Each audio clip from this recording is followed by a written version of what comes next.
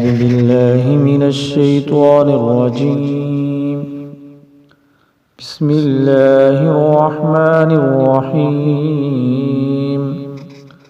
وإذ قلنا للملائكة اسجدوا لآدم فسجدوا إلا إبليس أبى واستكبر وكان من الكافرين.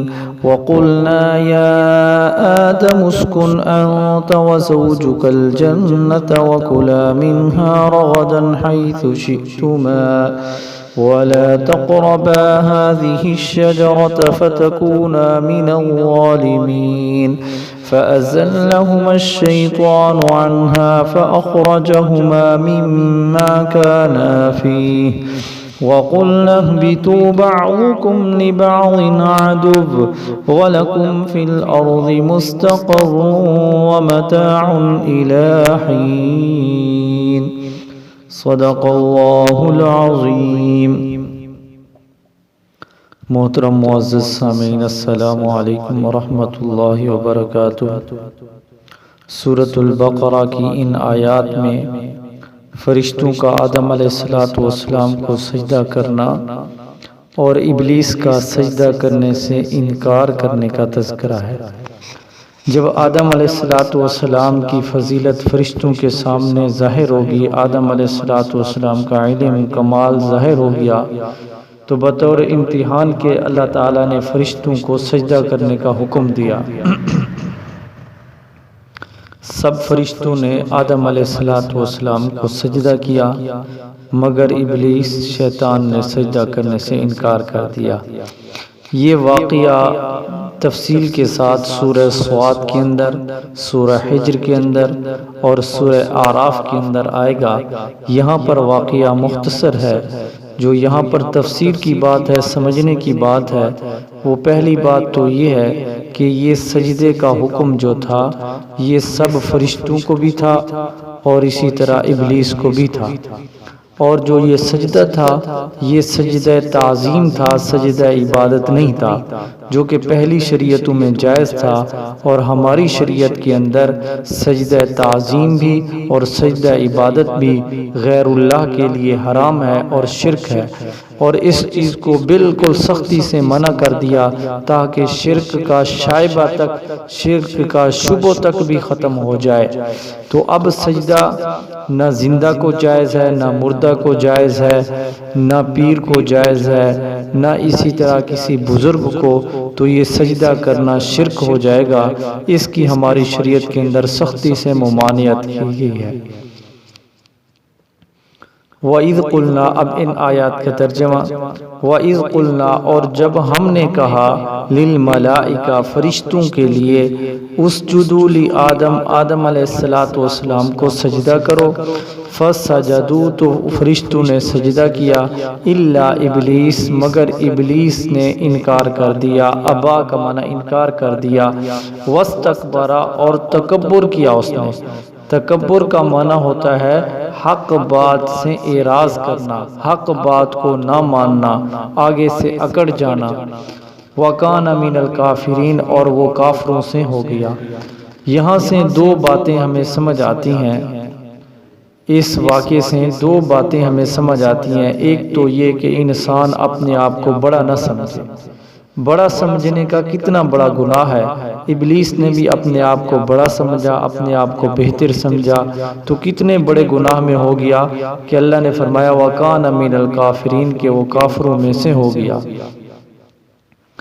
دوسرا اس سے یہ بات سمجھ آتی ہے کہ جب اللہ تبارک و تعالیٰ کا حکم واضح ہو جائے اور اللہ کا حکم آ جائے تو انسان کا کام ہے کہ اللہ کے حکم کی اطاعت کرے، اس کے حکمت کے پیچھے نہ لگے، چاہے عقل میں آئے یا نہ آئے.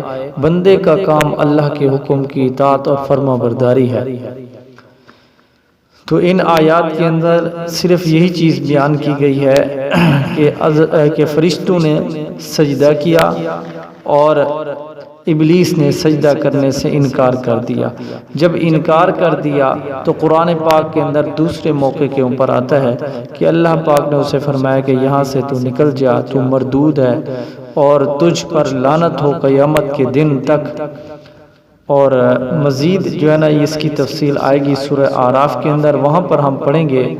اس کے بعد اللہ نے فرمایا وَقُلْنَا يَا آدَمُ اسْكُنْ، اور قلنا اور ہم نے کہا اے آدم علیہ السلام رہیں آپ اور آپ کی زوجہ جنت کے اندر، وَكُلَا مِنْهَا رَغَدًا حَيْثُ شِئْتُمَا، اور جہاں سے بھی تمہارا دل چاہے خوب کھاؤ، وَلَا تَقْرَبَا، اور نہ قریب جاؤ تم دونوں اس درخت کے، فَتَكُونَا مِنَ الظَّالِمِينَ، ورنہ تم ظلم کرنے والوں میں سے ہو جاؤ گے۔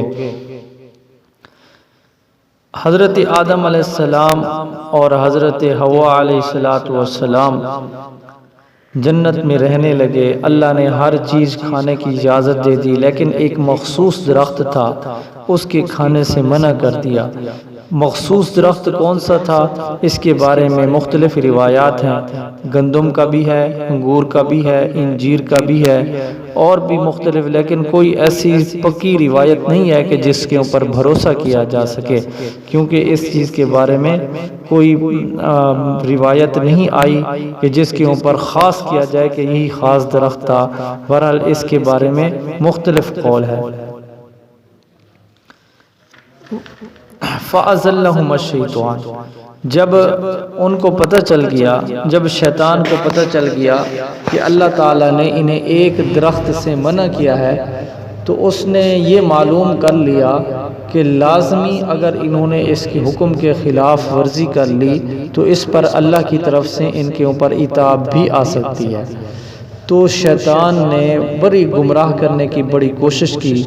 اللہ تبارک و تعالیٰ نے اس کے گمراہ کرنے کے طریقوں کو دوسری صورت کے اندر دوسرے مقام کے اوپر بیان فرمایا۔ وَقَاسَمَهُمَا، آگے وہ قسمیں کھانے لگا کہ میں تمہارا خیر خواہ ہوں، تم اس کو کھا لو، کھاؤ گے تو ہمیشہ کی تمہیں یہاں پر بادشاہت مل جائے گی اور ہمیشہ تم یہیں پر رہو گے۔ اس طرح کی باتیں کر کے اس نے فَأَزَلَّهُمَا الشَّيْطَانُ، شیطان نے ان کو پھسلانا چاہا، فَأَخْرَجَهُمَا مِمَّا كَانَا فِيهِ، حتیٰ کہ نکلوا دیا ان دونوں کو جس کے اندر وہ تھے۔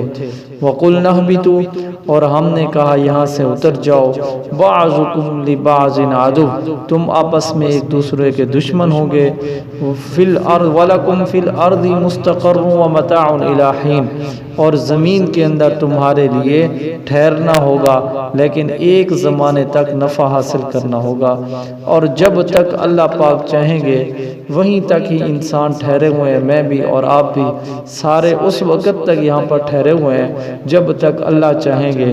پھر جب اللہ چاہیں گے پھر ہر انسان کو اللہ تبارک و تعالی اس کی روح کو قبض کر سکتے ہیں، اس کو موت دے سکتے ہیں اور اس کی مدت کو ختم کر سکتے ہیں۔ اللہ پاک سے دعا ہے کہ اللہ پاک ہم سب کو قرآن پاک کی صحیح سمجھ عطا فرمائے۔ وآخر دعوانا الحمدللہ رب العالمین۔